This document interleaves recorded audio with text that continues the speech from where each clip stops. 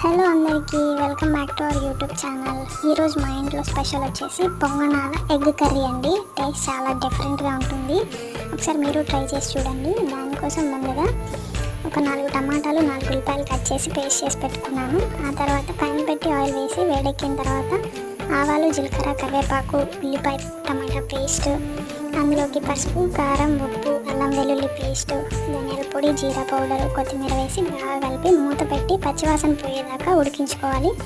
ఈలోపు ఒక 5 ఎగ్స్ని కాచి అందులోకి కొంచెం కారం, పసుపు, ఉప్పు, ఉల్లిపాయలు వేసి బాగా బీట్ చేసుకొని ఈ కోడిగుడు మిశ్రమంతో పొంగనాలు వేసుకోవాలి వీడియోలో చూపించిన విధంగా. ఆ తర్వాత ఉడుకుతున్న గ్రేవీ కర్రీలకి కన్సిస్టెన్సీకి సరిపడా వాటర్ పోసి కలిపి ఈ కోడిగుడ్డు పొంగనాలు కూడా వేసి మరో 2 నిమిషాలు మగ్గించి ఫైనల్గా కొత్తిమీర వేస్తే కర్రీ రెడీ అయిపోతుంది. ఎప్పుడు ఒకేలా కాకుండా ఒకసారి మీరు ఇలా ట్రై చేసి చూడండి. టేస్ట్ చాలా బాగుంటుంది. వీడియో నచ్చితే మర్చిపోకుండా సబ్స్క్రైబ్ చేసుకోండి.